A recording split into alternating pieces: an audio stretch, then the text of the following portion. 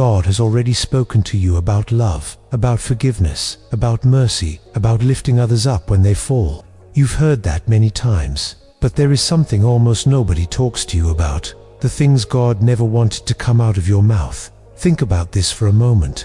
You shared your plans and they fell apart. You showed your blessing and envy showed up. You opened your heart to the wrong person and they used it against you. It wasn't just bad luck. It wasn't just complicated people. There are words that open doors you cannot close so easily afterward. There are 5 things that, if you reveal them, you block doors that God was opening for you. And today, you're going to see them one by one. As you hear them, you'll start to remember conversations, messages, voice notes, secrets you shared with the best intentions, and you'll begin to understand why your life changed after you talked too much. If, while you listen to this, you feel that God is already bringing to your mind names, situations, or phrases you said, don't disconnect. You can even write in the comments keep it as a decision before God, and stay until the end, because nothing you're about to hear is a coincidence. Before I tell you the first thing you must keep quiet, I want you to imagine something. Imagine that God shows you a treasure, not just any treasure, but something that has your name on it. A door, a healthy relationship, an opportunity, an idea that can change your life, an answer you had been asking for a long time. Now imagine that God shows it to you in private, in silence, in a moment where it's just God and you, and instead of keeping it in your heart, you run out to tell everyone about something that is still in process. That is what so often we do without realizing it. It's not that we don't love God. It's not that we don't have faith. It's that we don't understand that there are things God shows in secret because they are still fragile, like a seed that has just been planted. If you pull it out of the ground every 5 minutes to show it to people, it dies. The first thing you must never reveal is your next step when it is still in process. Your next moves, those plans God is showing you, were not designed to be a topic of conversation with everyone. They were given to be a matter of obedience between God and you. Think about how many times you got excited about something you felt was coming from God. Maybe a new job opportunity, a project, a move, a change of city, the decision to leave a toxic relationship or to start something new. And as soon as you felt it, you started telling everyone, friends, family, acquaintances, even people you knew, deep down, did not understand your process. Imagine someone God is lifting up in silence. A person who for years has been stuck in the same place, not moving forward. Suddenly they feel a very clear idea. Study something new. Start a business. Change habits. Stay away from environments that harm them. This person gets excited, calls someone and says, "Now, I'm really going to do this and that. I've decided. I've seen it." On the other side, someone responds with mockery, with doubt, with heavy words. That laugh, that comment, that look of disbelief start to pierce the faith that was just beginning to be born. Maybe that happened to you. You planned something, you told it, you received cold comments, and, little by little, what was a fire became ashes. Not everything was spiritual, of course, but many times, when you speak before the right time, you open the door for doubt to sit at the same table as faith. There are people who, on the outside, seem to support you, but on the inside feel uncomfortable when you move forward, because your growth exposes what they are not willing to change. That is why when you share your next steps with just anyone without discernment, you're not only putting your plans on the table, you're also placing your trust in hands that always know how to care for it. Keeping your next step to yourself is not living in some strange secrecy. It is respecting the process. It is allowing God to finish what He started before exposing it to opinions. When something is just beginning to sprout, you don't need applause. You need roots. You don't need to validate your vision in front of people. You need to deepen it in front of God. Ask yourself honestly, how many projects did you start talking about before you started building them? How many times did you talk so much about something you hadn't even begun yet? It seemed as if you spent your energy describing what you will do instead of using that same energy to do it. The second thing you must never reveal is everything God tells you in secret. Not everything God shows you is a message to publish. Many things are a message to keep. There are moments when you're alone, without noise, without distractions, and there, in those minutes others consider empty. God places a thought, a correction, a warning, a strong image in your mind. You can feel God is telling you, walk away from that person. Don't accept that offer. Don't go through that door. Change this in your character, and you feel it so clearly that you even tremble. What do we often do? We run to ask someone if they agree with what we felt. We seek human approval for an instruction that came from above. We share details of what we experienced inside with people who were not in that moment with God. People who did not hear what you heard, who did not feel what you felt, who have not lived the process you have lived. Imagine someone who receives a very strong dream. In that dream, they feel God shows them something about a relationship, a job, or a decision. They wake up with their heart racing, with tears, with a new conviction. Instead of keeping that dream and praying about it, they tell it as a joke, or share it with someone who has no spiritual sensitivity. The answer they get is, "You're exaggerating. That's just your mind. It was probably what you ate." Little by little, that dream that could have been guidance fades away into jokes and comments. There are words God gives as a warning, not as a topic for debate. There are things God tells you alone because He knows your whole story, not because He wants you to expose them in front of everyone. And when you throw them into the air looking for someone to confirm what God already confirmed, you give doubt a place it did not deserve. That doesn't mean you can never ask for advice or support. It means you must discern which part of what God told you is meant to be shared, and which part is meant to be kept in silence, in prayer, in an inner process. There are decisions where you do need support, yes, but there are secrets between God and you that don't need human approval. They need obedience. Ask yourself, how many times did you share something deep that God showed you, only for others to ridicule it or make it small? How many times did you sense something clearly inside, but you let it slip into a conversation where nobody valued how sacred that moment was? The third thing you must never reveal lightly are your good deeds and your sacrifices. In a world where everything is displayed, where every small gesture has to be photographed, posted, and commented on, God still values what is done without the need for applause. When you help someone, when you quietly sustain a family, when you give something that hurts to give, when you give up something out of obedience, there is a very subtle temptation to let a hint escape.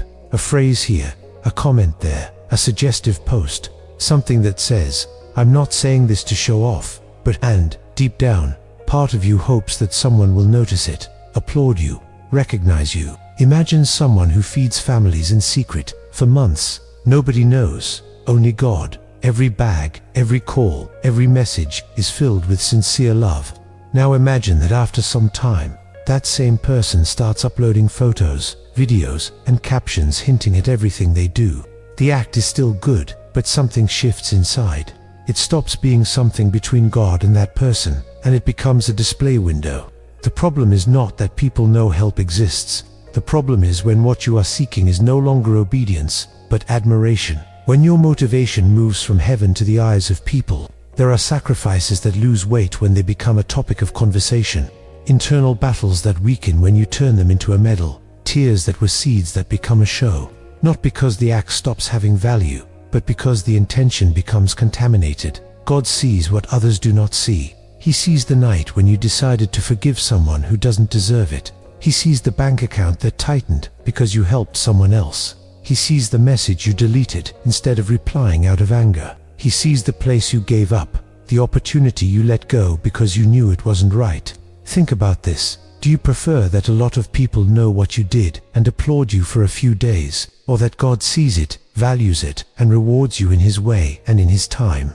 Every time you speak to display your sacrifice, you give up part of that mystery between God and you. Every time you choose to keep it quiet, you strengthen an intimate relationship where you know you don't need to prove anything. If up to this point, something has confronted you, if you already realized you've shared plans too early, deep experiences without a filter, or sacrifices so someone would notice, you can pause and acknowledge it before God. And if you feel it, you can even write in the comments, "God, teach me to guard what is sacred," and keep listening, because what comes next touches an even more delicate area. The fourth thing you must never openly reveal, while it is still in process, are your weaknesses and your deepest wounds when they are still bleeding. When you talk about a wound that has not been treated, when you uncover a struggle you are just beginning to face, you don't always find clean hands. In the middle of all that, they decide to open up to someone, hoping to receive support. What they hear turns into a comment, into gossip, into a weapon. The problem is not speaking. The problem is speaking with anyone, at any time, in any manner. Even people who love you might not be ready to handle certain information.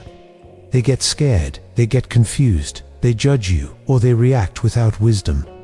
Do it when you already have some clarity, not when you're in the middle of chaos. Ask yourself, to whom are you handing your most painful secrets? To someone who prays for you and cares for you, or to someone who only listens and you don't know what they do with it afterward? It's not about keeping everything inside and living isolated. It's about learning to choose who can enter that inner place. The fifth thing you must never reveal in detail, in an imprudent way, are your new blessings when they are just beginning. Not everyone around you is ready to celebrate what God is doing in you. Some are, others are not. Maybe you announced a relationship when you were just starting to get to know each other, and suddenly everyone had an opinion, criticism, comparison. Maybe you shared about a job opportunity before signing anything, and something got stuck. Maybe you talked about a pregnancy as soon as you found out, without being ready for the reactions. Or you revealed a project when it was just a sketch, and what you received were words that crushed what God was awakening in you. There are blessings that, in their early stages, are vulnerable. Like a newborn baby, like a freshly planted seed, like a small flame. A cold word, a look of contempt, a comment full of envy may not destroy what God is doing, but it can darken the way you experience it. You can begin to feel guilt about something you should be enjoying, fear over something you should be embracing, doubts about something God gave you as an answer. It is not about hiding what God is doing in you as if it was something to be ashamed of. It's about knowing when to show it and to whom. Sometimes God blesses you in silence to protect you from eyes that don't understand. First He affirms you on the inside, then He exposes you on the outside. First He strengthens your hands, then He places you in front of others. Imagine someone who receives an opportunity they've been waiting for years. The logical thing would be to tell everyone right away, but instead, they decide to keep it to themselves for a few days. They talk with God, they order their heart, they prepare. When they finally share it, they are already firm inside. And even if negative comments appear, they do not shake them so easily. New blessings need covering of prayer, of maturity, of silence. When you overshare what God is giving you, you expose your joy to opinions that do not always come from a good place. On the other hand, when you learn to give thanks in secret first, you arrive at the public moment with a more secure heart. These 5 things: your next steps, what God speaks to you in secret, your sacrifices, your wounds while you are healing. Because when you protect what comes out of your mouth, you protect what comes into your life. Look at your story. Remember, recall moments when you spoke too much.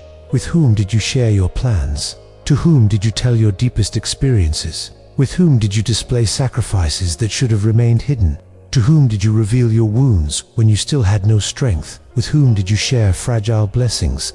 And now ask yourself, what happened afterward? This is not to blame you. It is to help you understand a pattern. Many things you called attacks, bad luck, or coincidence may have been connected to doors you yourself opened by speaking without a filter. Staying silent is not cowardice. Staying silent, when God asks you to, is wisdom. You don't always have to explain what you're doing. You don't always have to justify your process. You don't always have to show your growth. Sometimes the most spiritual thing you can do is remain silent and let the fruit speak in its time. An invitation to start again in the way you speak. I want my mouth to stop blocking the blessings you want to pour out. And if this message is touching something deep, I invite you to do one more thing. Don't stop at just listening. Write in the comments a sentence that marks a before and after for you. I will not reveal my steps before their time, or whatever words rise from your own heart. That is not just interaction. It is a written decision. You can also share this content with that person who tells everything, who expresses every detail of what God shows them, who gets frustrated when things don't work out and doesn't understand why. This might be the way God speaks to them through you. And if you feel that this kind of message wakes you up, corrects you, aligns you, don't let the relationship end here. There is much more to talk about. You can stay subscribed and stay tuned, because we're going to keep going deeper into how God shows who is really by your side and who is only close to slow down what He wants to do in your life. In the meantime, remember this: not everything you know has to be said. Not everything you feel has to be shared. Not everything you live has to be exposed. There are things that are between God and you, And when you respect that, you stop blocking your blessings with your own words, and you begin to see how God opens doors no one can close in silence, but with a strength no comment can put out.